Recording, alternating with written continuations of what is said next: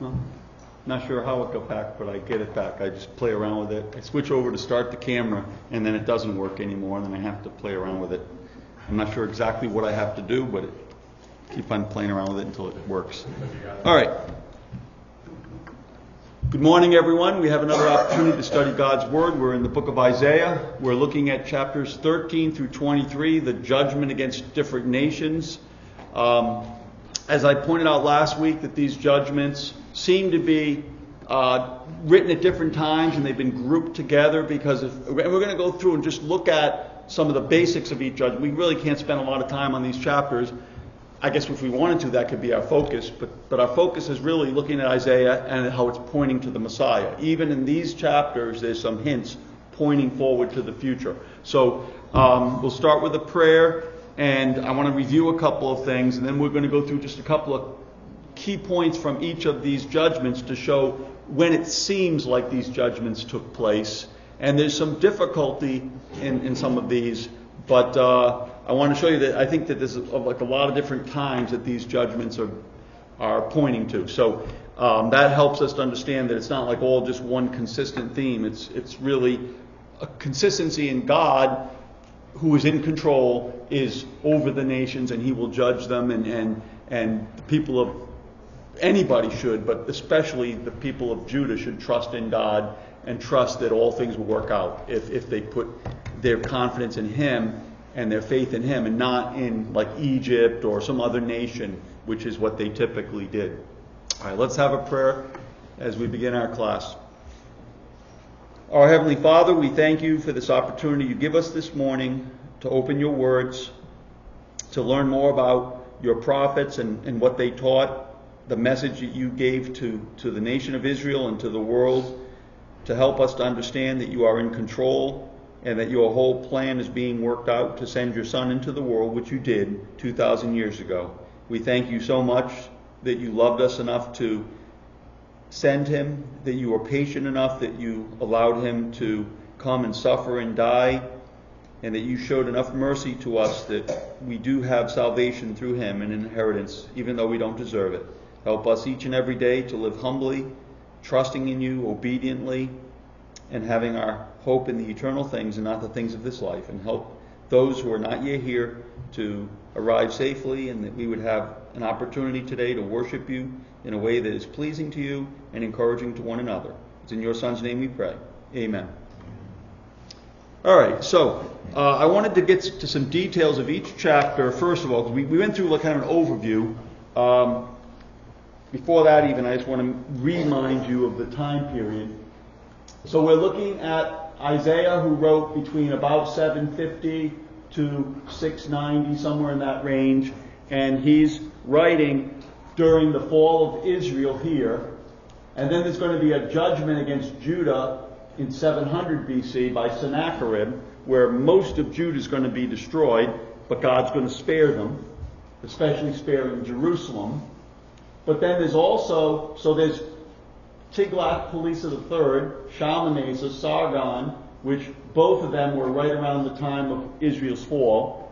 Then Sennacherib, Esarhaddon, and Ashurbanipal. So some of the prophecies are going to be about here, maybe one here, and some beyond. So I wanted to show you. And some of these, it's difficult to know exactly which judgment against a nation was the one that was being described, or was it a combination of several, or was it even more general than that? So there's lots of debate about it. But what we see, we also see, just as a reminder, Egypt was controlled by a dynasty of Nubians or Cushites, or maybe even you could say Ethiopians, because everything south of Egypt was kind of a blur, and even Egypt, there's kind of a changing of who's in power and control. So it's kind of important to recognize, because several chapters are about Egypt and Cush, which would be this dynasty of Egypt at the time. All right. As a reminder, I want everybody, if nothing else, by the end of Isaiah, one of the things you're going to know are the nations that surround Judah. So as a reminder, if you look at the big map, you have Assyria. Here's the Persian Gulf, the Red Sea.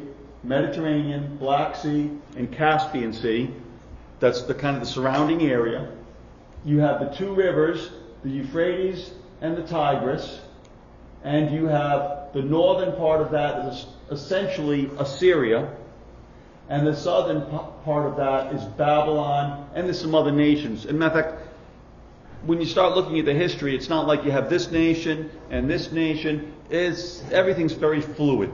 And there's many attacks by one against the other. There's many rebellions to try to rise up and reestablish power or push the empire out. And so it gets very difficult to know which exactly of the judgments. It wasn't like there was one judgment in history or one attack against a nation. You can say, oh, that's clearly it. There's a lot going on.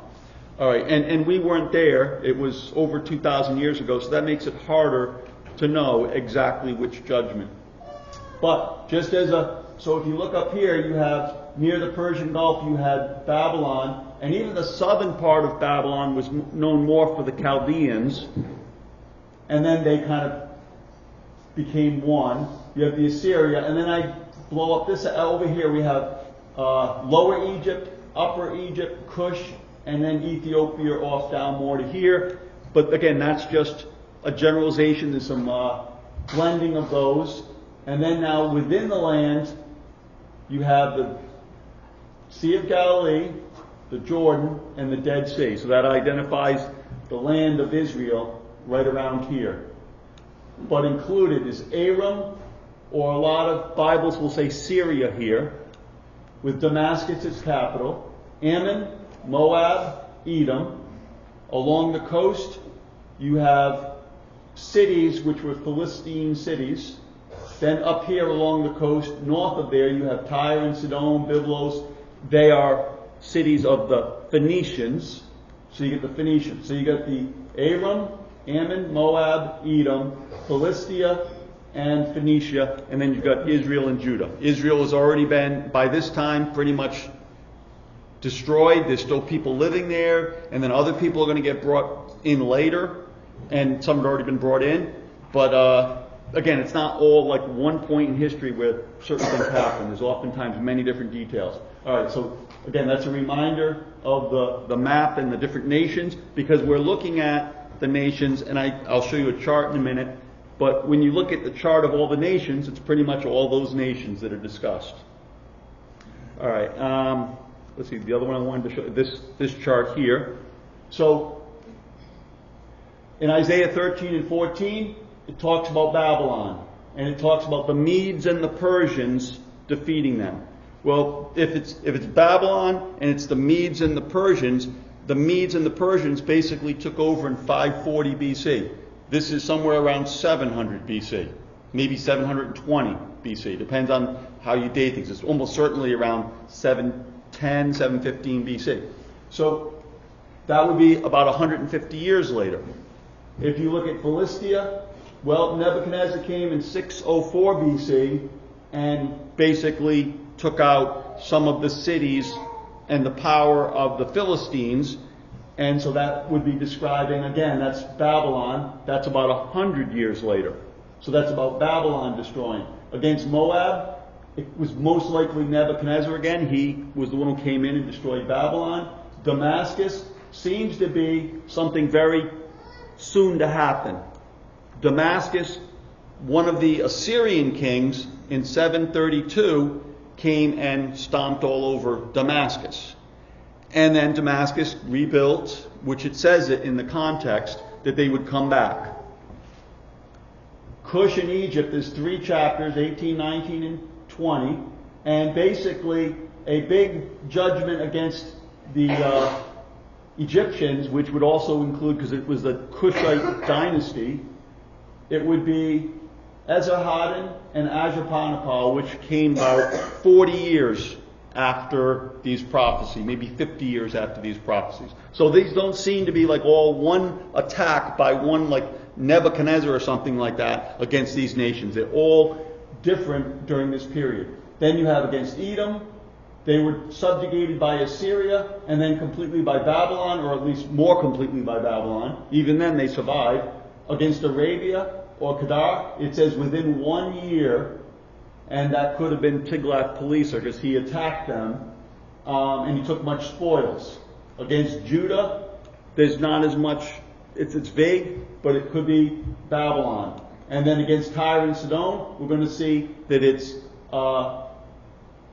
most likely Babylon, because he talks about the 70 years, and that would be the 70 years between when Babylon came and destroyed nations, and then Babylon was defeated, and the Medo-Persians came in, and then it says the people of Tyre would return to their harlots' wages. So we're looking at the chapters. We're going to look at a couple of details of each. We're going through this kind of quickly, but this is like the summary.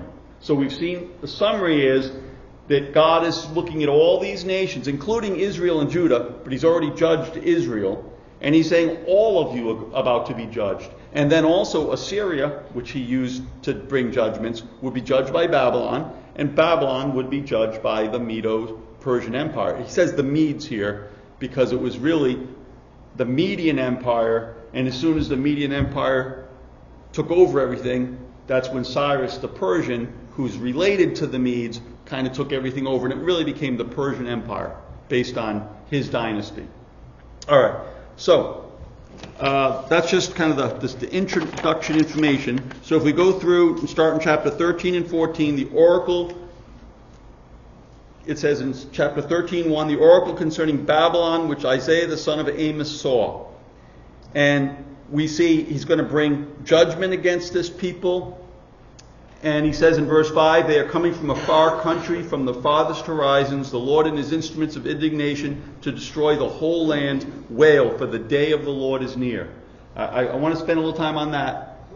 How many days of the Lord do we see in the Bible? Is there only one? No. So what would a day of the Lord be? What's a day of the Lord? A judgment specifically by God from his wrath, not necessarily directly, it could be through a nation, but God is going to bring a judgment against a nation, a day of the Lord. There are many examples of days of the Lord. And so the day of the Lord is near, and everybody's afraid, and everybody's like writhing like a woman in labor. Verse 9, behold, the day of the Lord is coming, cruel with fury and burning anger. He will exterminate its sinners from it. And then it says in verse 10, for the stars of heaven and their constellations will not flash forth their light. The sun will be dark when it rises, and the moon will not shed its light. Thus I will punish the world for its evil and the wicked for their iniquity. And then we see descriptions of the suffering and the damage that's going to come. But notice it says the sun will be dark when it rises, and the moon will not shed its light. I'm going to suggest, and the constellations also will not, stars won't give their light. Is this necessarily literal? It could be literal. It could be literally the sun is going to go dark and the stars are going to go dark and the moon will not shed its light. But it also seems to be in many different cases throughout the Old Testament and into the New, it's language describing this is not just some attack. This is a judgment from God. This is a powerful judgment, and so it uses language like the stars going dark, the sun going dark. That's a common way that the Old Testament uses. So if we see in Matthew 24, and it says, but it says it can't be the destruction of Jerusalem because it's talking about the stars falling from the sky and the moon turning to blood and all these different things. Well, maybe if you look throughout the Old Testament, you see that there's a lot of statements like that with any judgment that comes from God. That there is using a very powerful figurative language to say this is going to be bad because it's a judgment from God. All right, verse 17, behold, I'm going to stir up the Medes against them. So now we have, it's a judgment against Babylon, and then it's the Medes that are going to be, let's see, I have another slide here. So, again, now we have, here's the period of Isaiah, about 700 BC, like 730 to like 690, that approximate time. So the question is, all these predictions against the nations, when are they? Well, some of them seems to be something having to do with Assyrian attacks. Some of them have to do with Babylonian attacks around 600 BC. And then some seem to be describing Medo-Persian attacks. And yet there's bits and pieces also that are pointing to the first century. So all these things create some room for debate and room for questioning. What is this describing? But so I believe when you look at Isaiah 13 and 14, what you're clearly seeing is, first of all, God is saying, okay, I'm going to bring judgment against Assyria by the Babylonians, and the Babylonians are going to do a lot of damage, but then I'm going to bring the Medes and the Persians, really the Medes, against Babylon and bring judgment against them. So that's clearly the first thing that's being stated, is describing that. Is God trying to project more into the future about his ultimate judgments, or the future of his plan? Maybe. But what we do know is it's talking about judgments of those nations in that area by the powers that were coming because of their wickedness, including Judah, including God's people are in this. So when we see verse 17, behold, I'm going to stir up the Medes against them, who will not value silver or take pleasure in gold. Their bows will mow down the young men. They will not even have compassion on the fruit of the womb, nor will their eyes pity children. And Babylon, the beauty of kingdoms, the glory of the Chaldean pride, will be as when God overthrew Sodom and Gomorrah. It will never be inhabited or lived in from generation to generation. Now this, give you a second. This causes a lot of problem, people, because when we look at this and we say, all right, what happened to the city of Babylon when the Medes came in and conquered Babylon? Well, they didn't destroy the city. Matter of fact, the city continued. It was a religious center. It wasn't necessarily the power center anymore, but it was still the religious center, which had a lot of power, because the priests and the religion would be the ones to legitimize kings. And so Babylon was still a very important place for hundreds of years. And so the question is, wait a minute, it says I'm going to make it like Sodom and Gomorrah. So now you've got a problem here. If this is the judgment of the Medes against them, how did they not become like Sodom? Because you can look and you can see that city did not become like Sodom. Or as it says in the next phrase, it says in verse 20, it will never be inhabited or lived in from generation to generation. So you say, well, wait a minute, that doesn't fit what we see in history. Yes, Ernie.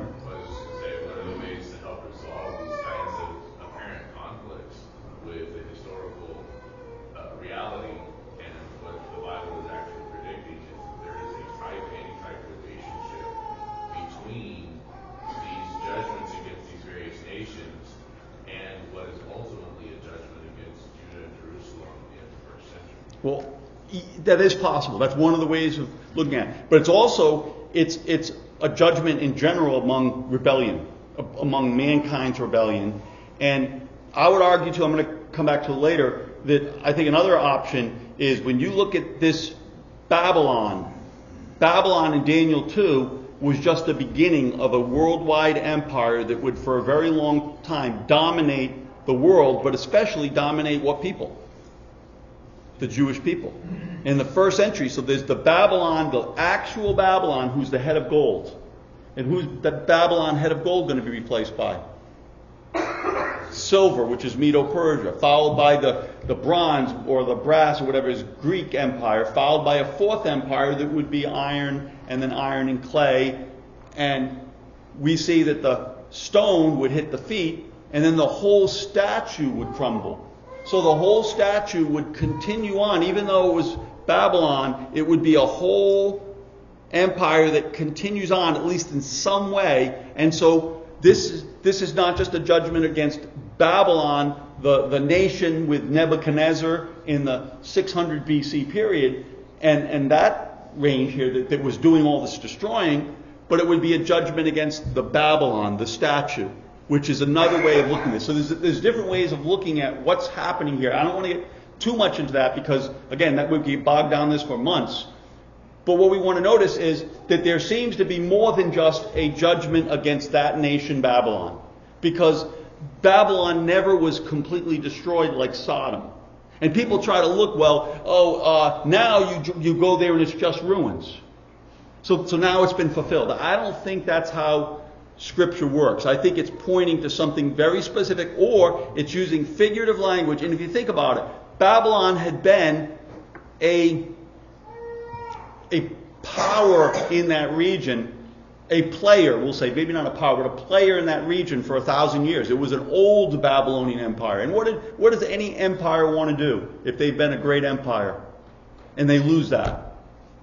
They want to get it back. So there's this empire, and then Nebuchadnezzar gains it back with his father Nabopolassar. They gain this empire back, and Nebuchadnezzar takes it and builds it and the city of Babylon up to this incredible place, powerful place.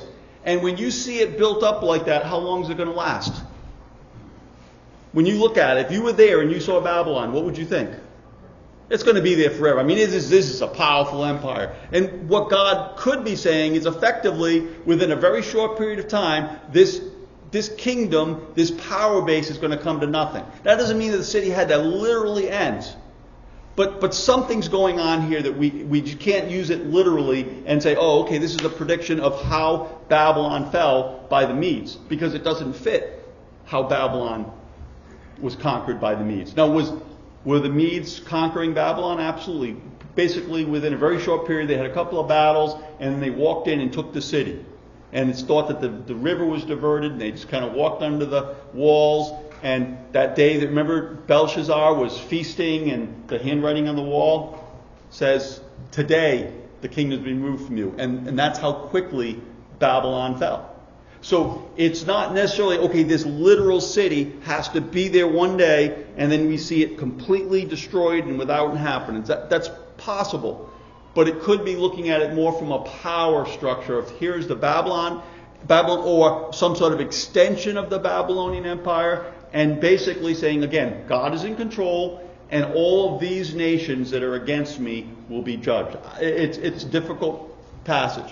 In Isaiah 14, verse 1 to 4, this seems to be pointing to, again, the gospel age, when the Lord will have compassion on Jacob and again choose Israel and settle them in their own land, then strangers will join them and attach themselves to the house of Jacob. And the peoples will take them along and bring them to their place, and the house of Israel will possess them as an inheritance in the land of the Lord, as male servants and female servants, and they will take their captives captive and will rule over their oppressors. And it will be in the day when the Lord gives you rest from your pain and turmoil and harsh services in which you have been enslaved, you will take up this taunt against the king of Babylon and say. And so now there's this judgment against the king of Babylon. Now again, literally when we look at this, it seems to be against who? The king of Babylon. Who is the king of Babylon at the time that is going to matter?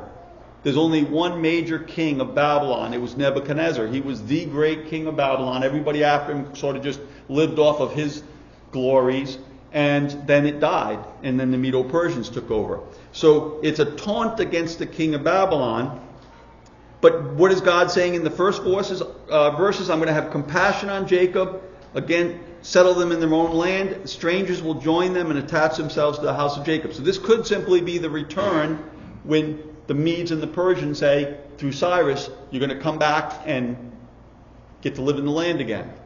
But most of the passages in the Old Testament that point to the return are also pointing to a spiritual return that would fulfill all of the promises of God. So it's not only pointing to the physical return, it's pointing to the gospel in the first century. But verse 4, take up this taunt against the king of Babylon.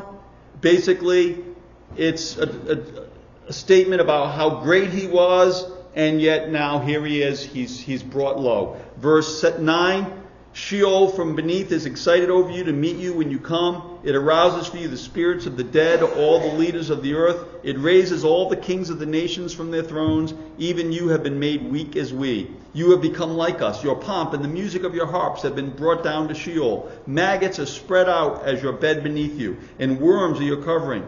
How you have fallen from heaven, O star of the morning, son of the dawn. Or what is the name that people attach to that verse in Latin? Lucifer. So this is obviously talking about Satan, because it says, how you have fallen from heaven. The only one that can fall from heaven, that was Satan. He fell from heaven, right? And then verse 4, the end of 12, You have been cut down to the earth, you who have weakened the nations. But you said in your heart, I will ascend to heaven, I will raise my throne above the stars. By the way, that sounds like a lot like Satan, because he's ascending to the heavens. Do men talk this way? Do men have this kind of pride? Especially powerful emperors? Yeah. So what's the context in verse 4? Who's being spoken of? Take up this taunt against who? The king of Babylon. So could this be pointing to more than just Nebuchadnezzar? Absolutely. But who's it talking about? It's talking about this king of Babylon and his great arrogance, thinking he was going to be everything. And then what happens very quickly? And by the way, he says, you are the head of gold, Nebuchadnezzar. God has given you this kingdom. But then what was going to happen to him? He'd be replaced. And so this is now the other nation saying, oh, you were so great. Look what you did to everybody. You thought you were so great. Now look at you. You're like us. You're dead. And you've got maggots spread out as your bed beneath you. Verse 14, you said, I will ascend above the heights of the clouds. I will make myself like the Most High. Nevertheless, you will be thrust down to Sheol, to the recesses of the pit. By the way, is that just Babylon or Nebuchadnezzar that thinks that way? Or is there probably other people in other nations that think the same way? This is a mentality of any men that start letting their power go to their head. They're going to think this way. They're going to act this way. This could be any nation. And so, verse, let's see, 16. Those who see you will gaze at you. They will ponder over you, saying, is this the man who made the earth tremble? By the way, it literally says man there. Who made the earth tremble, who shook kingdoms, who made the world like a wilderness and overthrew its cities, who did not allow his prisoners to go home. All the kings of the nations lie in glory, each in his own tomb. But you have been cast out of your tomb like a rejected branch. And it's interesting that we don't have any tomb of Nebuchadnezzar. He would have been an incredibly powerful, great emperor, and yet there's no tomb for him. Verse 20, you will be united with them in burial because you have ruined your country. You have slain your people. So even though he was so great, his pride brought his nation down low. Verse 22, I will rise up against them, declares the Lord of hosts. I will cut off from Babylon name and survivors, offspring and posterity, declares the Lord. I will also make it a possession for the hedgehog and swamps of water. I will sweep it with the broom of destruction, declares the Lord. Again, more language saying this is the end of Babylon. So people say, wait a minute, but Babylon continued on. And you could say, well, okay, after this, Medes just took over, but they didn't destroy Babylon. But then you have Darius, and then you also have Xerxes coming in against Babylon and destroying some of the power structure and the wall, and certainly Babylon within 50 years after Cyrus's, and we'll say Cyrus defeated the Babylonians, there was already more degradation of the city. It was already heading towards obscurity. And then we see, who was it? Oh, it had to be one of the first Greek rulers, the Seleucids. It would have been Seleucia the first, I guess. He came to this region and he took the power base. He made a new city near Babylon, and there's now Seleucia, named it after himself. That was kind of nice. But you have this city. They like to do that. They make their own city, and now that city was the city of importance in the region. But Babylon was still there. And Babylon didn't just go away, but Babylon was still a city. And that bothers people because it concerns me a little bit. But I've got so much confidence in the Bible and the prophecies of the Bible that even though that I don't understand all the details of this, I know that what God said came true. I might not understand the wording, but I know that God brought judgment against Babylon, and Babylon never rose again. I get that. And what about the specific city details? I'm not so sure. But that's where people have looked at this and said, well, what does this mean? And who's it pointing to? And I'm just going to jump down, let's see, because I got to get to some verses here. 28 to 31. He says, in the year that King Ahaz died, this oracle came. Do not rejoice, O Philistia, all of you, because the rod that struck you is broken. So again, I believe that what happened is, it's describing Babylon defeating Assyria, and well, it'll be here. And also, there's judgments against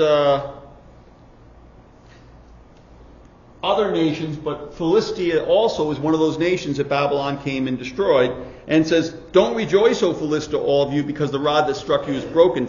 For from the serpent's root a viper will come out, and its fruit will be a flying serpent." So maybe it's saying, okay, Assyria's been bothering you and harassing you and attacking you, but don't be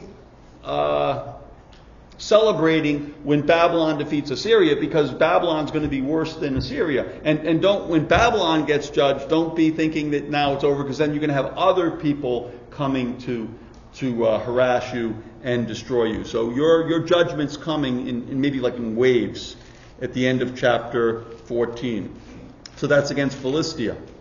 And then,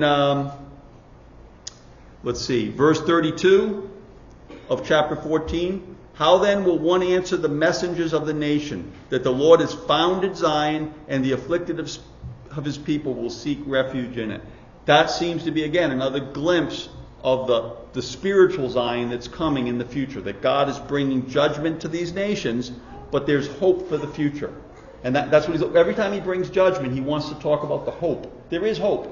Even though God is bringing judgment, there's hope for the people that learn from it. There's hope for the people that humble themselves and submit to God.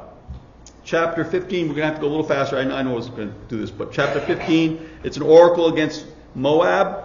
And from everything we know from history, this seems to have been Nebuchadnezzar came and he destroyed the nations. Maybe not completely destroyed them, but he destroyed the nations. But there's a interesting, let's see. I'm just going to go down to 16:5, because 15 and 16 is about Moab. So down to 16:5. "A throne will even be established in loving kindness. A judge will sit on it in faithfulness in the tent of David. Moreover, he will seek justice and be prompt in righteousness." Now, who does that sound like? Who's this king in Judah that's going to be righteous? This is pointing to Jesus. So you have a judgment against Moab, and then you have this glimpse of a righteous king that would come. And his throne would be established in loving kindness, faithfulness, and righteousness, basically. Verse 6, "We have heard of the pride of Moab and excessive pride, even his arrogance, pride, and fury, so Moab will wail." So Moab is very prideful. God is about to bring horrible judgment against this nation. Verse 14. Verse 13, "This is the word which the Lord spoke earlier concerning Moab." So that was about the judgment, but then it says, but there was this earlier prophecy. It's lumped in.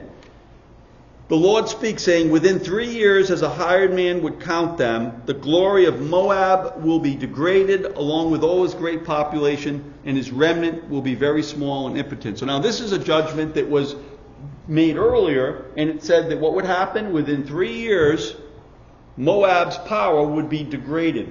It would become very weak. And we see Assyria making those kind of attacks and bringing judgment. And when it says, as a hired man would count them, what do you think that means, as a hired man would count them? 3 years as a hired man would count them. Is a man who's working going to say, 3.5 years, whatever? Or is he going to say, or I think of guys that are EOSing from prison. Are they going to say, 60 days or 90 days, it's not much of a difference? What are they thinking? That day is the day. They're done. They're done with their work. And so a man is counting off the days. Within this time, this judgment's going to come against Moab. It's going to be degraded. It's going to be reduced. Chapter 17, Damascus. It's about to be removed from being a city, and it will become a fallen ruin. But then it says, let's see,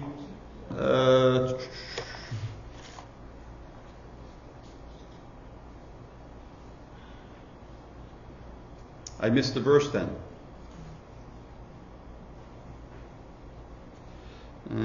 Forsaken. I guess I didn't read the verse. I thought I put it down there. But it talks about how it will be rebuilt. And I know it's there, I just don't see it. All right, so it's going to be ruins, and but we know that Damascus is an ancient city, but it did get attacked by Assyrian Emperor Tiglath-Pileser III, and then it got rebuilt and it got restored to its former glory. But look at chapter 17, verse 7. In that day man will have regard for his Maker, and his eyes will look to the Holy One of Israel. And he will not have regard for the altars, the work of his hands, nor will he look to that which his fingers have made.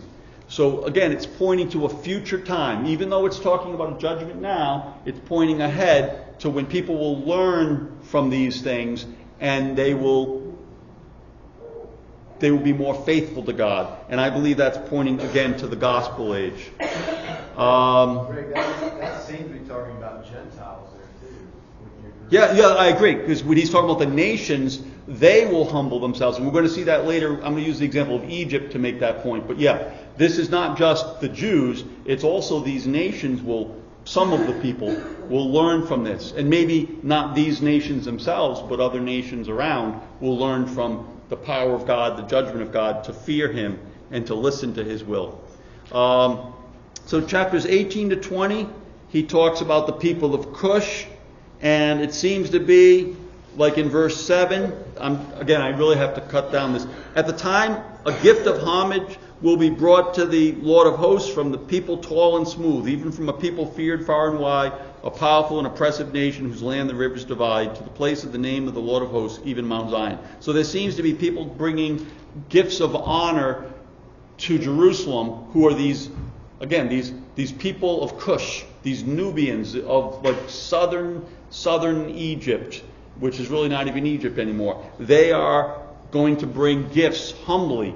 Chapter 19, oracle concerning Egypt. Behold, the Lord is riding on a swift cloud and is about to come to Egypt. I'm going to come back to that next week and talk about that a little bit. When God brings judgment, one of the ways it's described is like a coming on a cloud, a judgment. And that seems to be language that's used in other places to describe, again, the power of God and the judgment of God. And all the idols of Egypt will tremble. I'm going to skip over that. The whole Nile is going to dry up, and all the manufacturing around the Nile, all the industries dependent upon the Nile will come to an end. Everybody will be wasting away because God's bringing a judgment upon them. I'm going to look at the very end of chapter 20. I'm going to come back to this next week, but I just want to point out a few things from the next couple of chapters in the next few minutes. Verse 23 of chapter 19. In that day there will be a highway from Egypt to Assyria. The Assyrians will come into Egypt, the Egyptians into Assyria, and the Egyptians will worship with the Assyrians. In that day Israel will be the third party with Egypt and Assyria, a blessing in the midst of the earth, whom the Lord of hosts has blessed, saying, Blessed is Egypt my people, Assyria the work of my hands, and Israel my inheritance. So you got that. This doesn't sound. Those are descriptions of God's people, the people of Israel. This isn't Syria and Egypt, and yet they're being included. And that's what he's describing. There's this language that's saying all peoples are going to come to God and come to worship God and respect God. And so chapter 20, he says, in the year that the commander came to Ashdod, that would be, it says, when Sargon, the king of Assyria, sent him. So we know exactly, this is during the time of Sargon, so around 713 BC approximately. At that time the Lord spoke through Isaiah the son of Amos, saying, Go and loosen the sackcloth from your hips, take your shoes off your feet. And he did so, going naked and barefoot. Whether that's completely naked or stripped down is a debate. I think it's probably just stripped down. But he went and he was acting like a fugitive, like somebody who's been taken into captivity. And what is it a sign for? It's a sign against Egypt and Cush. So the king of Assyria will lead away the captives of Egypt and the exiles of Cush, young and old, naked and barefoot, with buttocks uncovered, to the shame of Egypt. Then they shall be dismayed and ashamed because of Cush their hope and Egypt their boast. So the people of Judah were trusting in Egypt, thinking that they would save them from these other empires. And God's saying, you don't put your trust in Egypt, you put your trust in me. And these people are going to fail you. And so this happened about 50 years later when Ashurbanipal and Esarhaddon both came and destroyed that dynasty of the Cushite Egyptian, and then there was problems for a while and weakness in Egypt, and then they eventually came back. So, chapter 21, the oracle concerning the wilderness of the sea. Look at the end of verse 2. A harsh vision has been shown to me. The treacherous one still deals treacherously, and the destroyer still destroys. Go up, Elam. Lay siege, Media. So again, now here you have the Medians. And then you have in verse 9, behold, here comes a troop of riders, horsemen in pairs. And one answered and said, fallen, fallen is Babylon. And all the images of her gods are shattered on the ground. O my threshed people, and my afflicted of the threshing floor. I'm going to come back to this next week, but when he says, fallen, fallen is Babylon, where do you hear that? You hear that in Revelation. So now people say, okay, well maybe there's some sort of connection between what's happening here in Revelation. I think there has to be. But is it a direct connection? Or is it, again, God bringing judgment, and then that every judgment God makes is really pointing to future judgments. It's pointing to the power of God, the justice of God, and the wrath of God against nations who would rebel against Him and be prideful and hurt other people and everything else they do. But chapter 22, concerning the valley of vision, he's talking about Judah, and we're not really sure exactly what period of Judah. Is it the fall of most of Judah with Sennacherib and Hezekiah, which would be about less than 20 years? Or is it describing like Babylon coming and destroying Judah? Or is it more than that? There's some difficulty there. Let me just get to chapter 23, because I don't want to come back to this one later. Chapter 23 is an oracle concerning Tyre. Those are the merchant cities that were extremely powerful. And look at what it says in chapter 23. Real quickly, a couple of verses. Verse 7. Is this your jubilant city whose origin is from antiquity, whose feet used to carry her to colonize distant places? Think about that. Tyre in 3,700 years ago, but 2,700 years ago. In 2,700 years ago, what was Tyre called? The ancient city. And this is a city that's gone way back before 700 BC. You're the ancient city, Tyre. And what did you do? You colonized all sorts of places. And then he says in verse 15, it will come about in that day that Tyre will be forgotten for 70 years, like the days of one king. And at the end of 70 years it will happen, Tyre will return to being a harlot. And then it says in verse 13, the land of the Chaldeans are the ones who's going to bring and destroy the city of Tyre. So you've got judgments by the Medes, you've got judgments by Babylon, you've got judgments by Assyria. There seems to be all sorts of different judgments. I'm not trying to go through all the details. It's not our purpose. But just to see, God's showing, I'm in control, and I'm bringing judgment at different times to different nations, and that tells us that we should trust God and fear God and obey God. And that's really the point that is getting to be made here. All right, well, I guess we have to stop that. Thank you.